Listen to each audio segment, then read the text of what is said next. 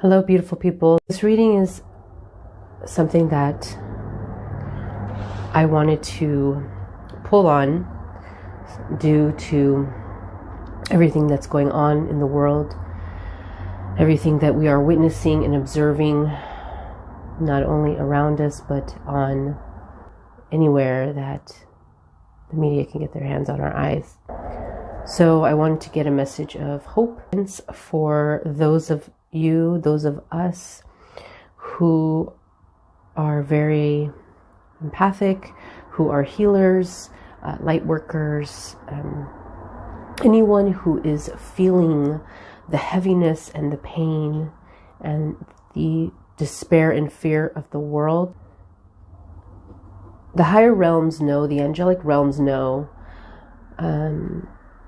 that we are all moving through and processing huge amounts of grief and sorrow, depression and anxiety, fear, anger is very prevalent within the masses. And this is a collective and shared grief. And what it is that a lot of the darkness, the dark energy has been coming up for us to be seen, as a lot of us know. And basically all our fears and nightmares are being pushed up into our consciousness and awareness. Things happening in this world right now are heavy reminders of the lessons that the masses have not learned, even though there has been many opportunities to learn and understand and heal from our history. So it's being repeated until we learn.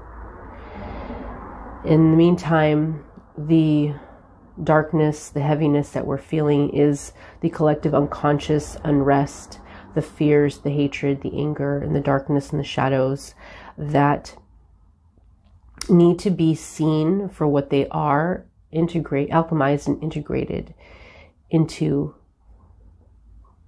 compassion, forgiveness, love, light.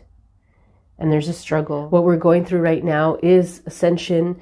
This is facing our shadows, working with shadow work. This is working and alchemizing our light and our dark with awareness and compassion and integration, so that we may come into emotional balance and inner harmony, and harmony with those around us. This is a great time to start a daily practice, any spiritual practice that brings you centering and brings you knowledge and wisdom from the ancient times, the ancient wisdom. This is a very scorpionic energy that we're going through, and it would also help to work with the violet flame. If you are aware of the violet flame will help to dissolve, transmute, and alchemize the heavier energies that we are carrying in our energetic system. So what I've been told many times through my meditations and my guides is that, we're in the third dimension, and the goal for a lot of people is to get to the fifth dimension. This is a collective initiative and a collective effort. The only thing is that you cannot skip a grade. Meaning, if we want to get to the fifth dimension, we need to clear out the fourth dimension. And the fourth dimension is very much the astral realm, where it's almost like a catch-all that retrieves all of our thoughts, all of our feelings, all of our ideas, and holds it there. And plays out in our conscious lives, even if we're not conscious, if you know what I mean, if we're not aware. So it's a very subconscious astral realm, and there is a lot of darkness there, because as a people we hold collective karma through all the atrocities, injustices, and everyday human experience on a daily basis. So yes, we are evolving. It's a slow process. In the meantime, the fourth dimension is kicking up dust, and what we are being asked to do as light workers, as healers, as spiritual people,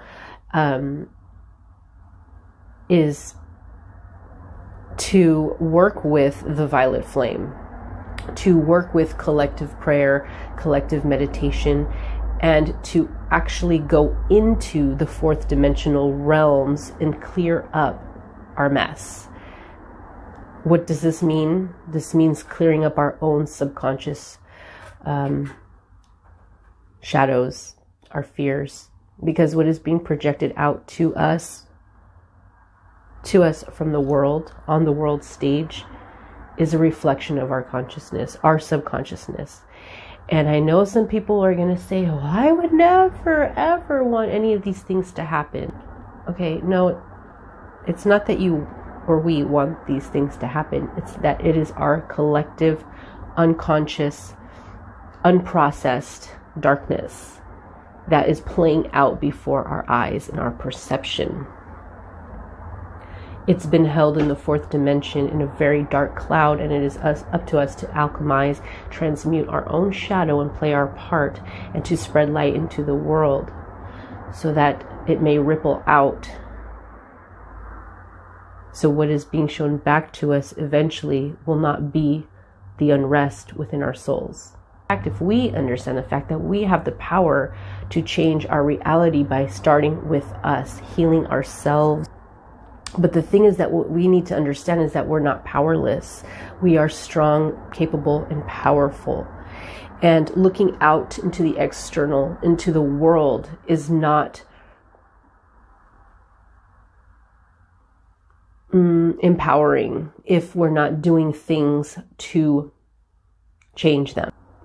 This is not just about action in the external. This is not looking outside of ourselves for validation, because that's actually disempowering. This is about, in addition to acting out in the real world, doing what we can, and being of service in the outside world is a reflection of what's going on inside, but it has to start within. Are we feeling empowered?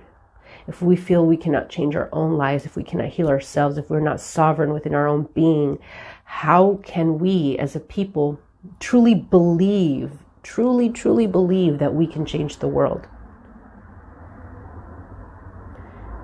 Yes, it starts with awareness, and hopefully that awareness brings compassion. But at the end of the day, if you're looking outside for the problems of the world to be solved, then you're not looking in the right place as the first step. So what Spirit is saying, though, this is actually a process of healing, a process of clearing. It's just darkest before the dawn. There is an ascension process happening. There will be a rebirth. We are being asked to be empowered enough within ourselves to clear out the conflict within our own psyche, in our own heart, in our own soul, and allow ourselves to see things with clear compassion and sovereignty and agency, to move forward in acts of love and service from a strong, centered, grounded place. But we are being guided and assisted by our guides, the higher realms, to take agency be in our bodies, to be empowered and grounded in our body. This disassociation has had a profound impact on the way we see the world, react to the world, and live in the world. It is a very subconscious element of how we're feeling right now. I want to invite you to take a look at that. Where in our lives are we the microcosm of what we are seeing outside of ourselves?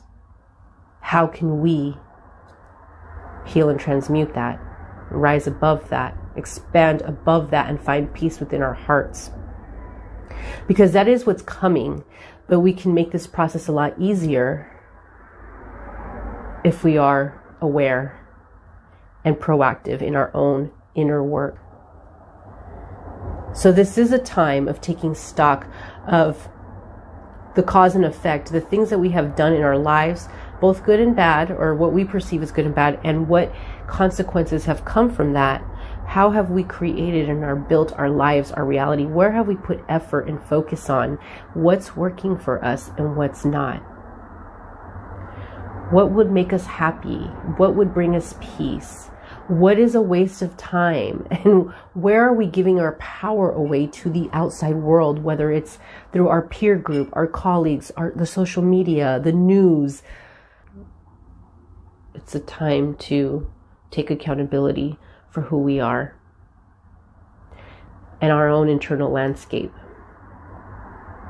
So I know this message is not going to sit well with everybody, but I find it empowering and hopeful and comforting, because when we understand that taking accountability for our internal landscape and our outer response to the world, we realize that we have so much power to create our reality, and it will ripple out.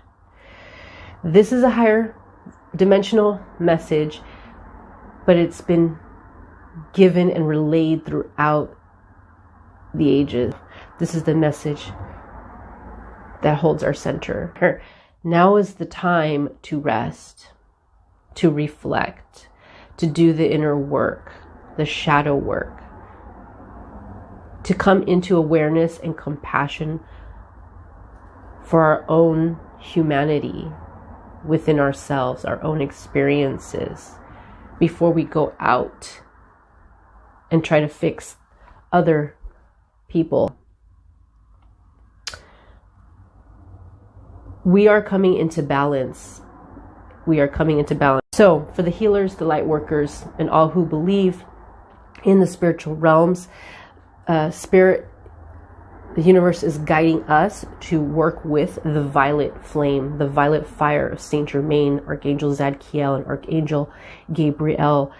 We are being asked to use the violet flame to dissolve, purify, transmute our own energetic field, our own homes, our environments, and when we're doing healing work, to use the violet flame on others if that's what you feel called to. But I am seeing that we're being invited to begin to be aware and utilize the violet flame. This is the most powerful high frequency light that we can, supernal light, that we can use in our energetic healings and our prayers. And even sending it out into Mother Earth, into the environment, to the atmosphere, will help to dissipate some of this dark cloud of collective karma that we have been holding on to and needs to be released so that we may ascend to a higher consciousness. That's the message that wanted to come through, and I hope it was helpful. If it resonates, let me know. Leave a comment down below if you have anything to add. I would love to hear from you. Sent to you with love. May it bring you hope. May it bring you love. May it bring you peace. May it bring you strength. May it bring you clarity. And may it motivate and inspire you. Bye.